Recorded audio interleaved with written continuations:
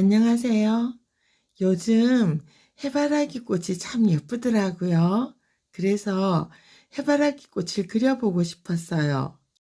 저는 종이에도 그림을 많이 그리지만 실용적인 걸 좋아해서 천에도 많이 그립니다. 마침 청데님 에코백이 있어서 거기 뭘 그려볼까 하다가 이번에 해바라기를 그려보려고 합니다. 가방이나 옷 같은 데 그림을 그릴 때는 위치를 잘 정해야 합니다.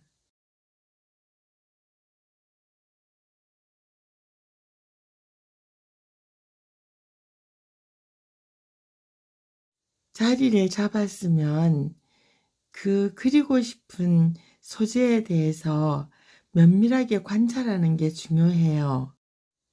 꽃잎, 꽃술, 암술, 수술, 줄기의 굵기, 푸른 잎 속에 있는 그 맥의 흐름을 잘 봐야 합니다. 패브릭 물감에는 고착되는 성질이 있기 때문에 잘못 그리면 고치기가 어려워요. 그래서 스케치를 우선 해놓고 그리시는 게 실수가 없어요. 저는 바느질할 때 쓰는 초크로 대충 그렸습니다. 패브릭 아트 중에서 이렇게 청데님지나 무명 같은 굵은 실로 짠 천은 표면이 거칠기 때문에 그림을 그릴 때 섬세하게 그리진 않으셔도 돼요. 사실 사물을 보는 데는 사진보다 실물을 꼼꼼히 보시는 게 더 중요합니다. 진한 한국화 물감에 바인드를 섞어서 써도 되지만 제가 사둔 패브릭 물감을 오랫동안 쓰지 않으면 이것도 굳어서 버려야 합니다. 그래서 빼빼오 물감으로 사용하겠습니다. 물감은 언제나 먼저 밝은 색을 칠해야 합니다. 종이에 그리실 때도 그렇지만 어두운 색을 먼저 칠하면 밝아지기가 어려워요. 만약 이 영상을 초보자가 보신다면 꼭 명심해 두세요. 꽃잎과 꽃잎 사이를 1mm 정도 띄우지 않으면 꽃이 뭉뚱그려져서 그 개개의 잎을 살리기가 어렵습니다. 이 기법은 모란 같은 꽃잎이 많이 겹쳐져 있는 꽃을 그릴 때도 사용하는 기법입니다. 지금 화살표 보이시죠?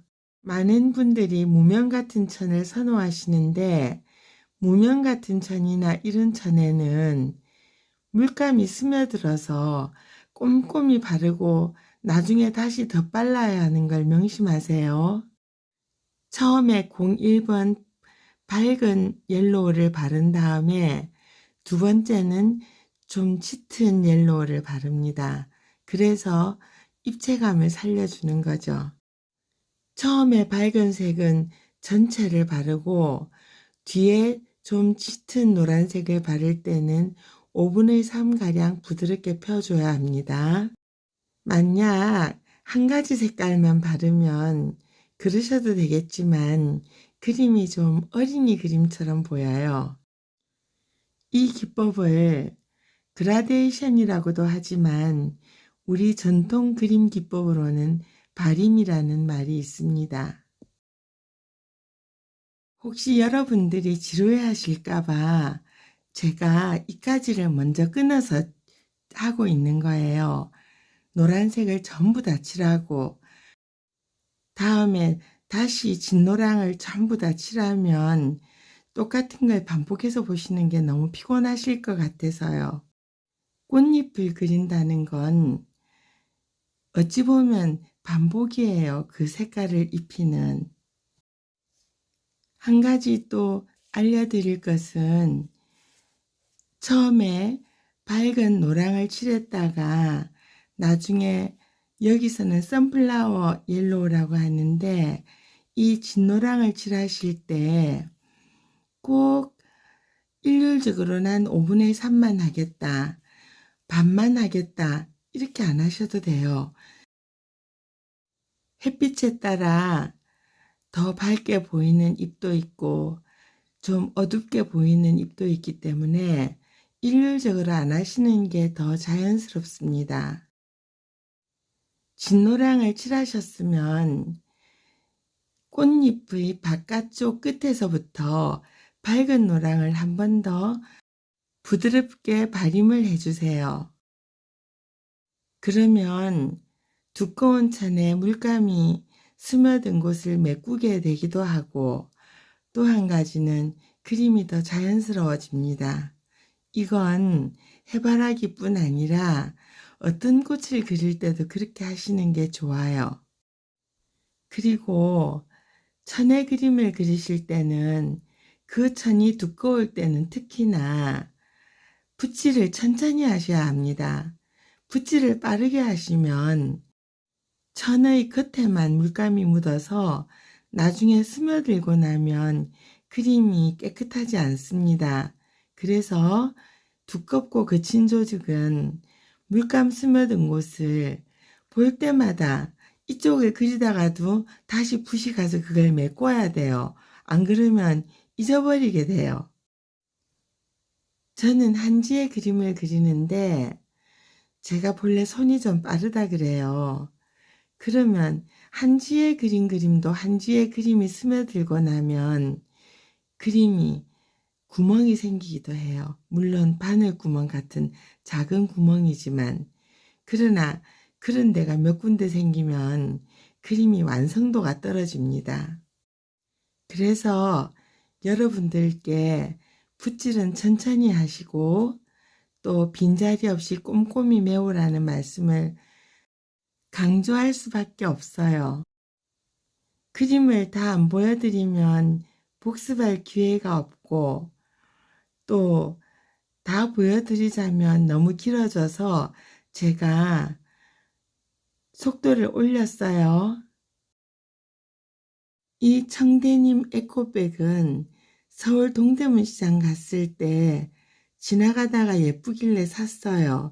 흰색 캔버스지보다 더러움도 덜 탈 것 같고 좀 더 젊은 느낌이 들었어요. 마당이랑 밭일이 바쁘기도 했지만 어떤 그림을 그릴까 생각하느라고 안 그리다가 이번에 해바라기를 보니까 이 청대님지와 잘 어울릴 것 같았어요. 여러분들이 보시기에도 이 가방하고 잘 어울리는 것 같지 않으세요? 정말 환해지는 것 같아요. 그림이 다 끝나지도 않았지만 같은 반복이니까 여러분들도 한번 그려보시라고 권하고 싶어요. 이제 흔히 말하는 밤색 계통으로 꽃 안에 씨앗 부분을 할 거예요. 우리는 씨앗 부분이라고 하지만 해바라기는 우리가 흔히 꽃이라고 하는 노란 꽃잎은 꽃을 유인하기 위해서 크게 피우는 부분이에요. 혀를 닮았다고 해서 혀꽃이라고 하고 가운데에는 대롱같이 생겼다 해서 관상화라고 합니다. 암술과 수술은 바로 대롱같이 있는 우리는 씨앗 부분이라고만 생각하는 그 꽃들에서 암술과 수술이 있어요. 바로 그 씨앗 부분, 관상화 부분을 칠했던 물감으로 꽃 명암을 만들어 줍니다. 자연스럽게. 좀 햇빛이 들던 데는 어둡잖아요. 그래서 그 길을 어둡게 만들면서 또 한편으로는 암술과 수술이 있는데도 또 좀 색깔을 부드럽게 만듭니다. 지금 그리는 이 색깔은 꽃이 씨앗을 만들기 시작했다고 보면 돼요. 어린 꽃을 그리기 위해서는 관상화 부분을 녹두색 같은 색을 쓸 수도 있습니다. 지금 가방을 돌린 김에 그 시에나 물감을 다 꽃잎에 칠했어요. 우리가 볼 땐 씨앗 부분, 그 관상화 부분에 이미 열매가 연글기 시작했기 때문에 초콜릿 색깔과 시에나를 합해서 적당하게 어두운 색깔을 만들어서 남은 부분을 메꿉니다. 저는 이 에코백의 해바라기는 씨앗을 만들고 있는 걸 그리고 싶었어요.